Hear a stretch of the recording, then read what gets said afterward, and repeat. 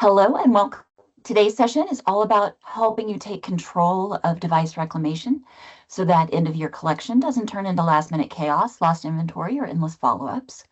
And if you've ever felt like device collection is reactive instead of strategic, you're not alone. The good news is with the right planning, communication, and enforcement approach, you can dramatically improve return rates and maintain full visibility across your fleet.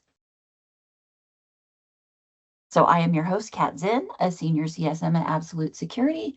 And before that, I did work at a large Texas school district. So I definitely know you guys' pain.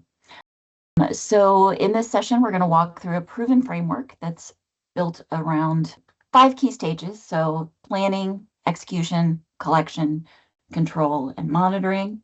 It is just me today, so feel free to come off mute and ask questions throughout since I may not see the chat.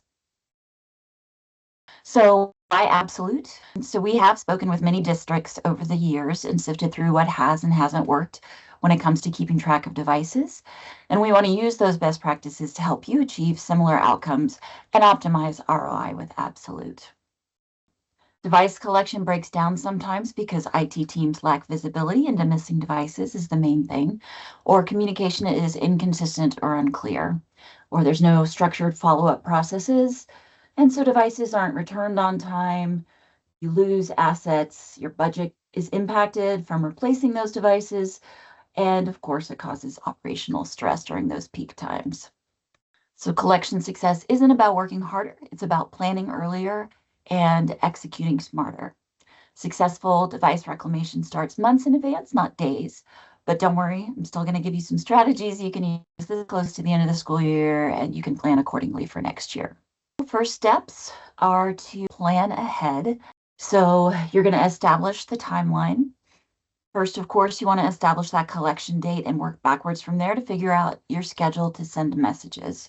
You'll want to figure out if you need to have your messages approved. Depending on the size of your district, you may need to get approval of your legal team, or just like an IT director or someone else in leadership. You generally know how long it takes to get things done best in your own environment. Smaller districts probably doesn't take as long as larger districts. So just be sure to have those approvals in before you need them. You'll want to define roles and responsibilities. So best practice is the principle of least privilege, right? So you want to grant only those permissions required to do the job. That protects your data and system security. It's also easier to deploy. So with that, you're going to decide who's doing what. Are your campus techs going to be picking up devices? Is it the responsibility of your individual schools? Maybe ed tech or your TSS team, or even a third-party vendor you may hire to do this process for you. So you can tailor those custom roles to be based on the trust levels you have for whoever you're deciding to do this. So then you'll also have end user messaging, right? Or device freeze. So you want to figure out if someone separate is going to create the message, who's going to approve the message, and who's going to send the message. Sometimes that may be the same person or team. Sometimes it will vary depending on, again, your district policies. You'll want to organize the data. So this goes to like device groups, right, inside our console. This is based on those processes and who's collecting them and how often. So at a minimum, you're probably going to want device groups to separate staff, teachers, students. Are you going to collect different schools at different times? Do you collect based on elementary schools, middle schools, high schools? Do you collect based on campus tech zones? Some districts have students keep a Chromebook from all of middle school and then give it back, or give them an option to purchase it at the end of middle school and then give them a Windows for high school.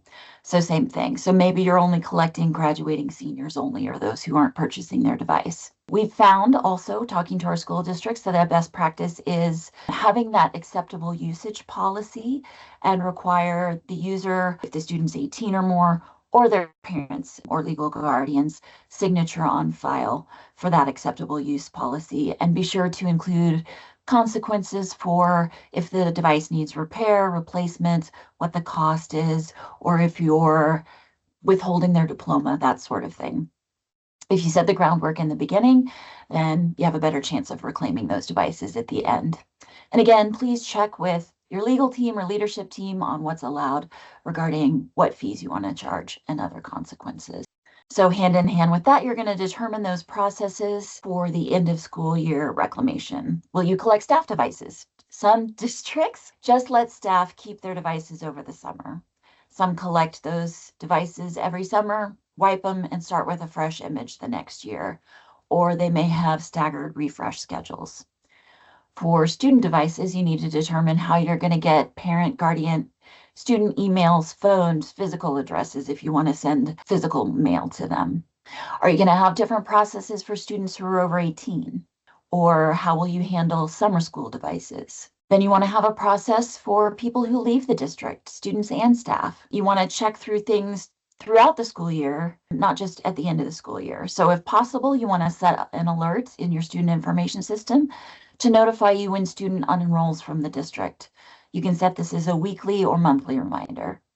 We find if you wait until the end of the school year and people left 6 months ago, the chances of getting that device back are pretty slim at that point. And then for your staff, they're probably not in your student information system, so you'd want to work with HR to alert you when teachers and staff leave the district. Throughout the year, at least try and keep those collection attempts to monthly. And you can also check things in the console like dark devices throughout the year. And you can consider using offline device freeze. So that's a rule in our console that says after X number of days, we recommend 90 because that's when those security gaps occur. If a device hasn't checked in for 90 days, you're going to automatically freeze it with a message to bring it in. So that puts it in place before it goes offline. So if those students leave the district or your staff, then you'll have that freeze in place already to help get that device back. You can also use a geofence alert to let you know if a device leaves your state or even the country so that you can work on reclaiming those devices again before 6 months later when it's too late. And then finally, integrations. We have agnostic APIs, so you can integrate Absolute with your ticketing systems, your inventory systems, or your student information systems. This helps reduce duplicate work, and it also lets you see everything in a single pane of glass. If you don't have somebody in your district that can work with APIs, we do have a professional services team available. If needed, you can just contact your sales team and they can bring them in to assist you. And again, talking to our districts over the years, this is the best practice we've found as far as the timeline. We do find that the earlier that the school districts have a plan, the better the reclamation goes. This is the one that we found that works best, but do what's best for your district. So in January, identify those roles and responsibilities. In February, you'll connect those third-party apps to Absolute. In March, set up those user roles, device groups, and rules in Absolute. In April, you'll look at those suspicious devices and send collection reminders. Now, managing those suspicious devices, again, those are the ones that may be out of your state or your country, or things that haven't checked in for a long period of time. You'll manage those throughout the school year, but the collection reminders usually start in April.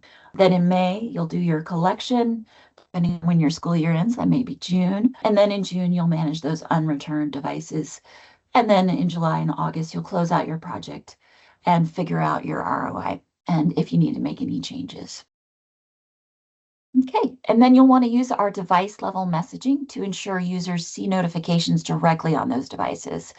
This increases visibility and helps response rates.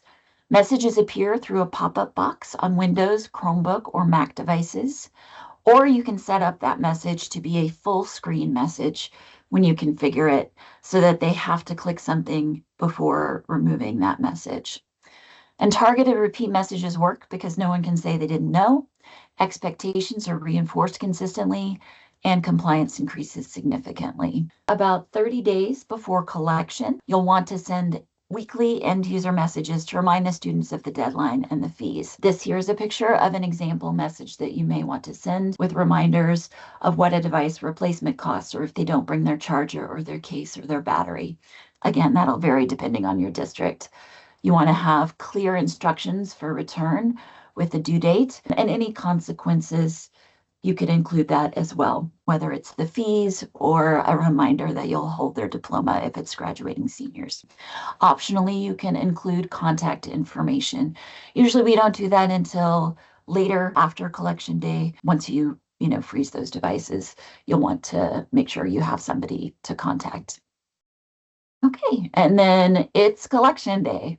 So some of the key considerations here are that you want to follow those established procedures of who, what, when, and where you're collecting, ensure all your staff is aligned and prepared, and reinforce those consequences for noncompliance. That can include things like continuing those reminders, increasing the urgency of those reminders as the deadline approaches, and clearly communicating penalties for not returning the devices.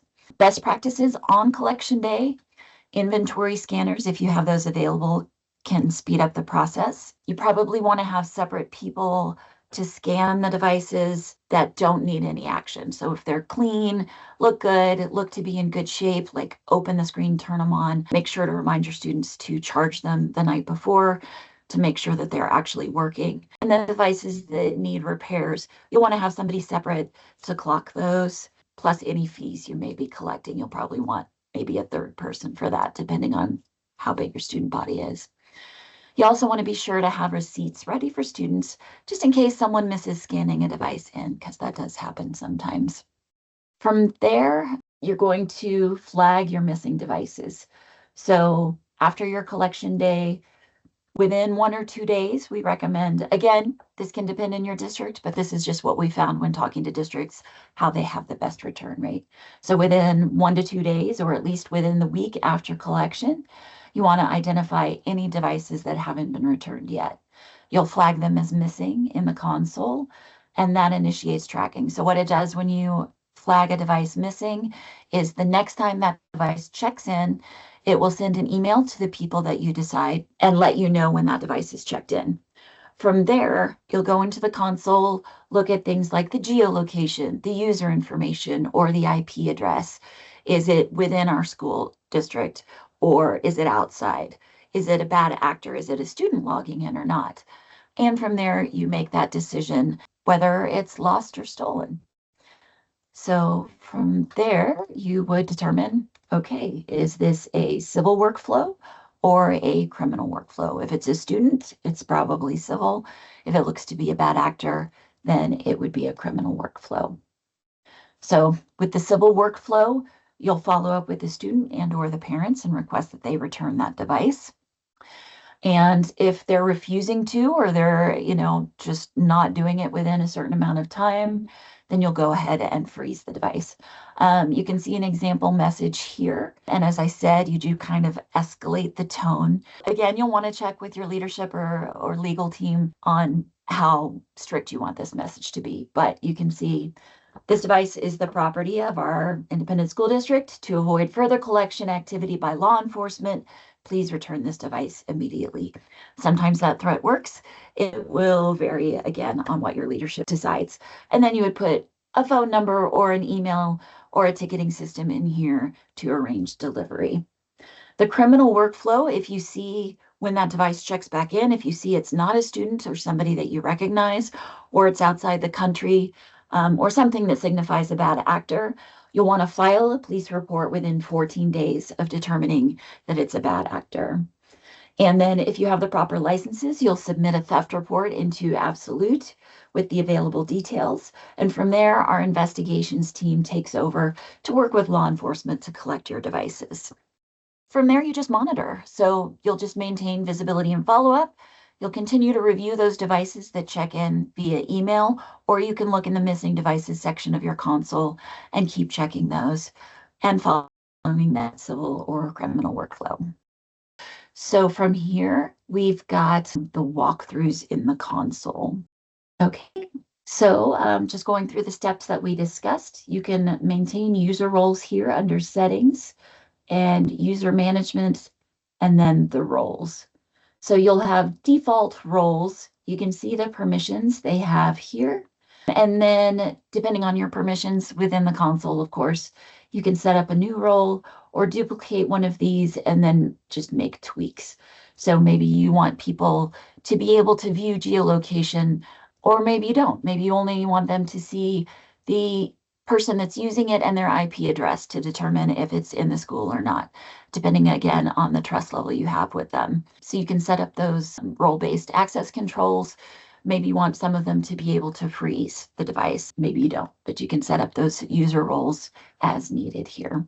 And then once you have the roles, you would just assign them to the people you want. So for the users here, you can invite user, and you would put in their email, first and last name, and then the role that you want to assign them. You can also, we'll go through device groups here in just a moment. So say that you have particular zones in your school district that campus techs work. You only want them to be able to see the devices in their work district. You can set up a device group with the devices on that campus or in that zone and only allow them to see those particular groups. Okay, so speaking of those device groups, you can come here to your devices page, and from there you can add device groups from here.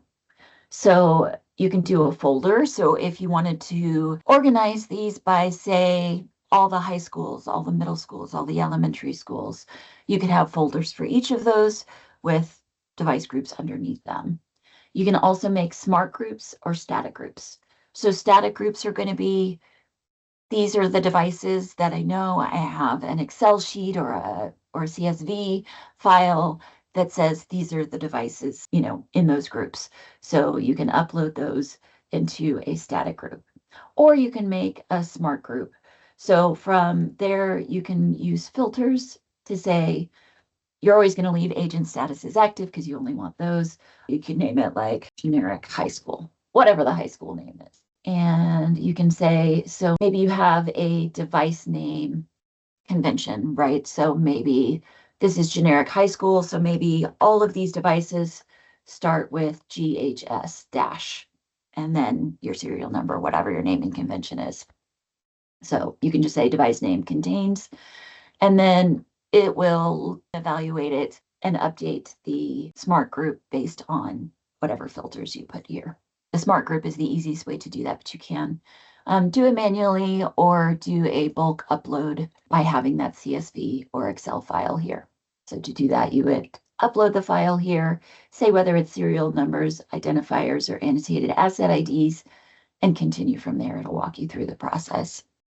All right, for integrations, you'll come to Settings and API Management, and then you will create an API token and go from there. I'm not going to go through all this because it can be a complicated situation depending on what APIs you're setting up, but know that you can come here to help and support.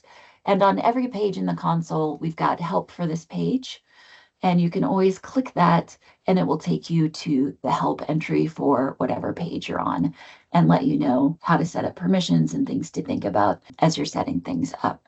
So the other thing that we talked about is end user messaging. So here we have messages, and this is the same place that those device messages will show up. So the difference there is the messages either show up in the bottom right corner by default, or you can make them a full screen, but the end user can just click OK, acknowledged, whatever, and then it goes away. For the freeze, it stays on their screen and bricks their device. They can't do anything else on that device as long as the freeze message is up. So that's the difference in those two. So you don't want to deploy the freeze until after school's over because you don't want to interfere with testing or anything like that.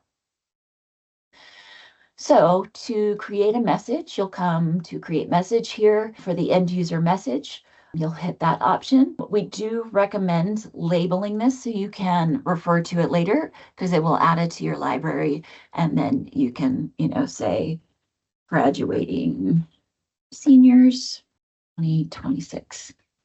We do recommend dropping your logo here to make it look more legit. Hopefully we're educating our students to not click on random phishing messages. So putting your logo here makes it seem like it's not an attack, gives it a little more legitimacy. And then you can put your message here and, say, return your devices today. So those example messages that we were talking about before, you can put in here. You can change this button. Submit doesn't really make sense in this case. So you can say acknowledged or whatever you want to. You can also say, please confirm your asset tag. and insert a variable here. So you can say this is required input. And again, if you want to know more about how to do the tags here, you can hit the little question mark and it will go further into this. So once you have the message looking the way you want, yeah. So I have a logo here. You can preview the message. Like it says, it may look slightly different depending on the make or model of the device, whether it's a Chromebook, MacBook, or Windows device. So please confirm your asset tag.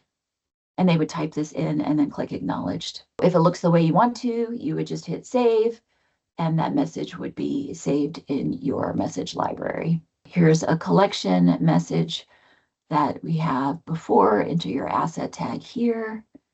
And if you say there's an exception, I'm attending summer school, or I purchased this device after the school year ended, or other, I'll call the help desk within 24 hours. So you can give them options to send back to you so that you can monitor those as well. The next thing that we talked about would be flagging the devices as missing.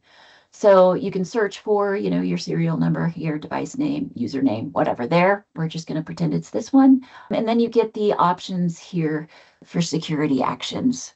So to flag the device missing, you're going to come here to the additional security actions, and you would say report missing or stolen. So when you track it as missing, you'll say notify me when it checks in. And you can either select from people here in the console, you'll see a drop down of anybody that has access to the console, or you can just type an email. So if you have like an ed tech person or a librarian or, whoever you have at the particular school, maybe you wanted to notify your help desk, but you also want to notify that person. So you can put your own email in here, or even a distribution list for the whole IT team or whoever's collecting devices. And then let me go ahead and mark this one missing.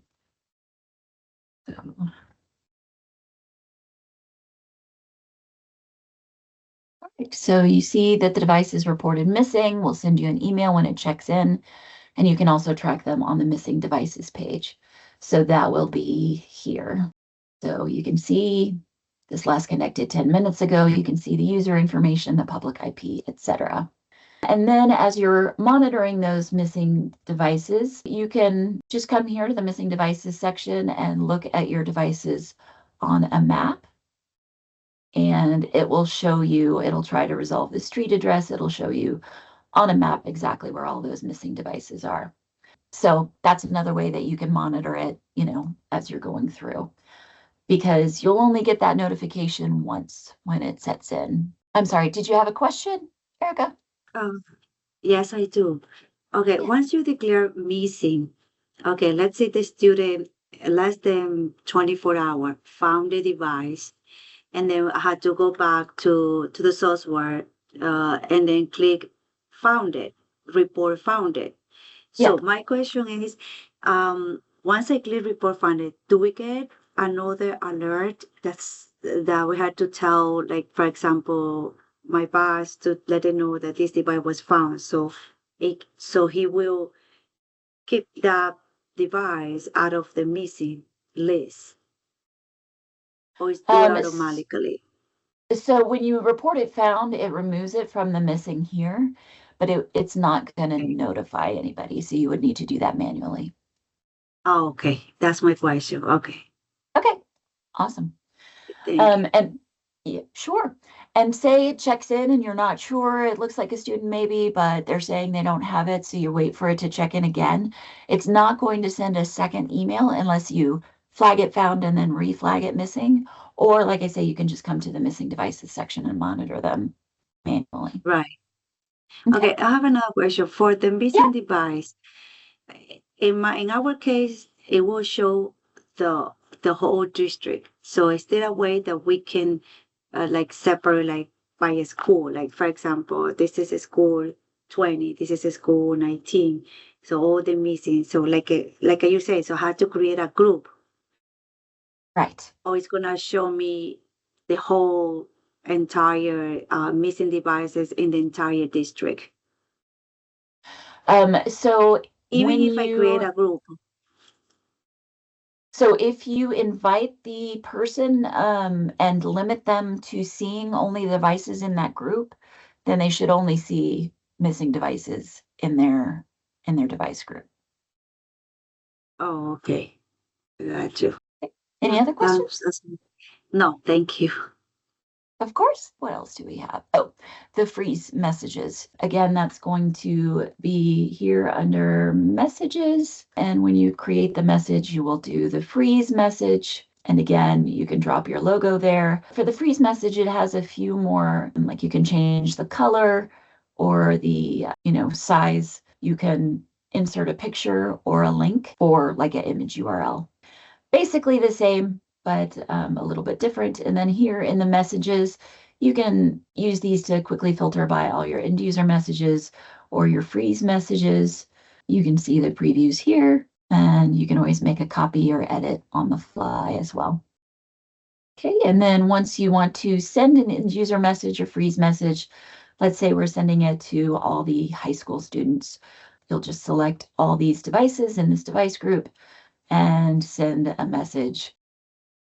Brad, warning, number 1, for example.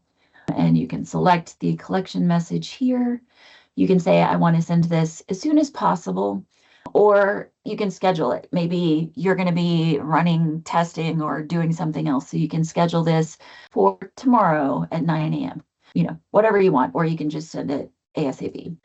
And then you would see this message.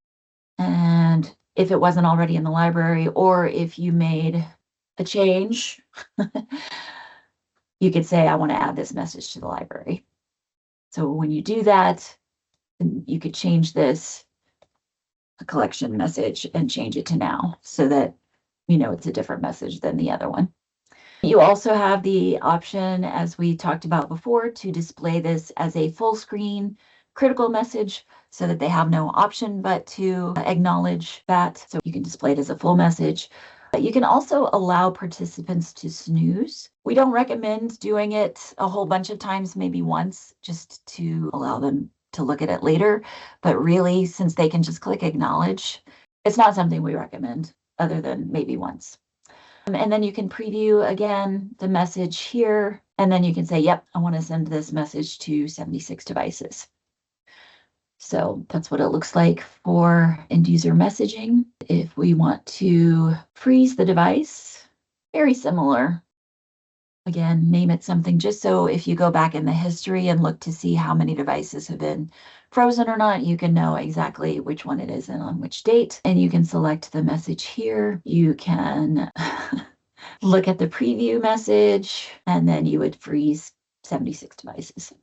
And in the same way, if a device has been found, as you showed, we can tag it as found, or if it's frozen, you can remove the freeze by doing that. You can also, if it's a frozen device, see the unfreeze code on the device itself. I'm just going to look at these device freeze statuses because these show the frozen devices here. So you can see this device is frozen.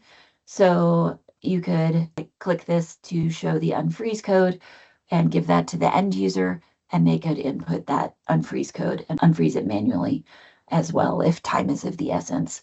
Or if you're looking at the individual device itself, then you can come to the details here, and you'll see the freeze status here as well with the unfreeze code, and you just click the eyeball. This will show the most recent unfreeze code.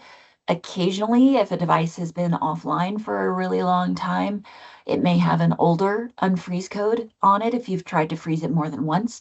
So you can view the passcode report here and see multiple unfreeze codes if they're having issues with one of the others. And then if you want to report the device stolen, you will come here again to the report missing or stolen, and you will create a theft report.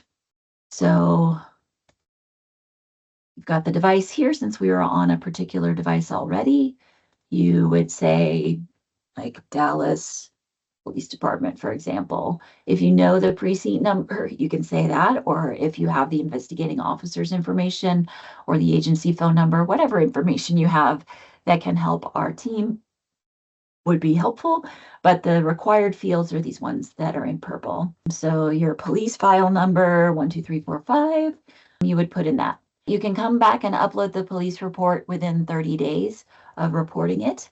And then you'll want to put the victim's name. Usually you would put like the student that it corresponded to or the school name or that principal, whoever is managing the incident for that school, the date and time that it occurs, where it occurred, if it was, stolen from a car or a convenience store, wherever they may have left the device, and any details you have. And then you would want to put who to contact in case this is found, or if they had questions, like maybe they see that it's on your school network, do you want them to freeze it? Or they have the identity of who's logging in and they want to know if you want to freeze it or for. So anyone that you want to communicate, this would be the default, but you can add people under additional contacts as well. And then you would say, I acknowledge that this has been stolen or have good reason to believe it's been stolen, and I authorize Absolute to work with law enforcement to retrieve it. And then you would click request investigation. So once that has been reported stolen, you will not be able to see location information. All that will be hidden from you in the console. And you can come here to the reported stolen section. And you can see here the student manages to find it again, or if you've gotten it back in your district, you can come here to find your investigator. It's not populated here because this is just our demo console, but you should see your investigator here. You can just email your investigator, or if you do this frequently, you're probably familiar with who your investigator is. You would just email them and say, oh, hey, the criminal returned this device to us, whatever, and he would mark it as closed. So any questions on how to do anything or anything, any processes, anything else in the console? Yes, I have a question. Yeah. When you go to the missing devices and Mm-hmm. then you select Guys. Mm-hmm. certain a specific user that report missing devices, how can I get that report? Like, let's say the same user in the missing devices, I can see like maybe 8 that reported missing. So my question is, uh how can I like get that report, like all these devices that were missing? Let's look at that. Okay, so if I come to the missing device page and you're wanting to see if it's the same user here. Well, in the content recipient, I can see who are the user because the email is there. So Mhm. they reported missing, but I mean, it's a bunch, it's mixed. It's not only one user, it's different users. So if I wanted to get the specific from a specific user, like for Yeah. example, one user one created reported like 10 devices missing. So are you in your console currently? Yes, I am. Do you have a contact recipient here? Yes, I am. Okay, so that should show you who your contact recipients are. Is that what you're Yeah. asking, like who would be contacted? Uh, So you could like a filter yeah. here. Uh-huh. So Like so you could say the device contact recipient is, and then you could put your user in here and filter that down by who's being contacted. oh, okay. All right. So what it say? Yeah, I got it. And then it showed me only for the user that I'm looking specific. Right. Oh, okay. Now I understand. Or you can say contains. You can say is if you know the exact email address, or you can say contains if you're not sure. Right. But yeah, and then it would filter by that. We don't have those on ours just because these haven't checked in or anything, but yeah, you should have that on yours. Okay. Any other questions? No, so far. No, no, you say that I have to create a folder, a group, Mm-hmm. for the, um, to sort it, the school. Right. So when you come to, so you'll make that group under the device group. And then once you invite the user, you can see down here, I want them to see all active devices, or I only want them to see like the high school devices. So that's how you would do that. Okay. Once you create that group, then when you invite that user, you would just restrict them here to what they can see. Oh, okay. Yeah, Does that make I sense? understand. Wonderful. Yes. Okay.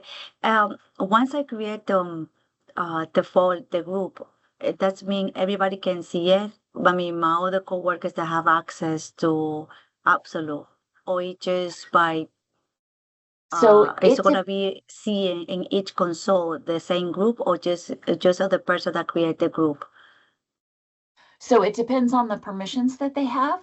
So if you have other users in the group that say are system admins or like have the same level that you do, then they would be able to see like all the users here. So you can see like here, these are the users in this console, and you can see the assigned groups here. So you can see all these people have access to all active devices, but if it was, the high school group or whatever, you would see that in this section here. Mm, So a okay. system administrator would be able to see everybody, but depending on the Okay. permissions that you give that person, so if they're like a power user or whatever, they wouldn't have access to see this. Yeah.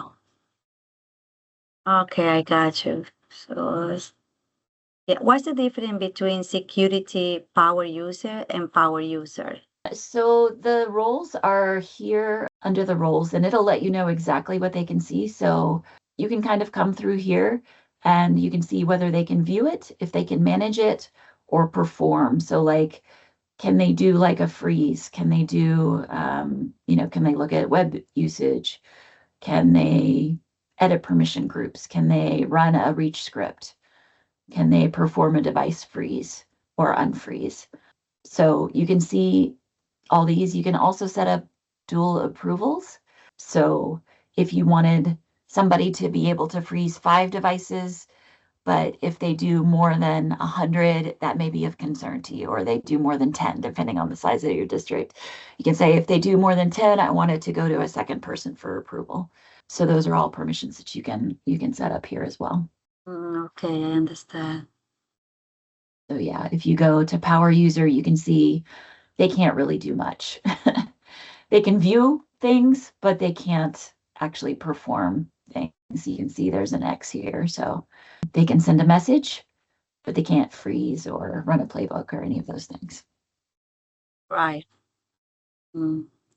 So that means secure power has poor access. Yes, these I go in see. order from the most access to the least. Right. Oh, okay. I got you. I understand. Awesome. Okay. Thank you for the Any other? info. Of course. Any other questions? No. Okay, perfect. We've gone through the Q&A. So really the only other thing here is to thank you for coming today. I really appreciate it. I'll be sending over the associated help entries and the recording. And we do have office hours Tuesday, Wednesday, Thursday, where it's just me. So you can hop on and off and ask your questions if something comes up between there. Just hop on when you're available, when the best time is for you. And we also have the K-12 community where you can have conversations with your peers on challenges you're facing and how they address them, or best practices that you may have questions, or you can share your own. We also sent a feedback survey recently. We're going to send out a reminder next week. We're going to have a drawing for a $50 Amazon gift card for those who participate, because we really do appreciate your feedback on what you find useful, what you don't find useful, if there's other resources that you may need to help you on your absolute journey. So thank you again, and we will see you next No, time. thank you to you. Thank you. It was Of really good. course, you have a Thank wonderful you. day. You too. Bye bye. Bye bye.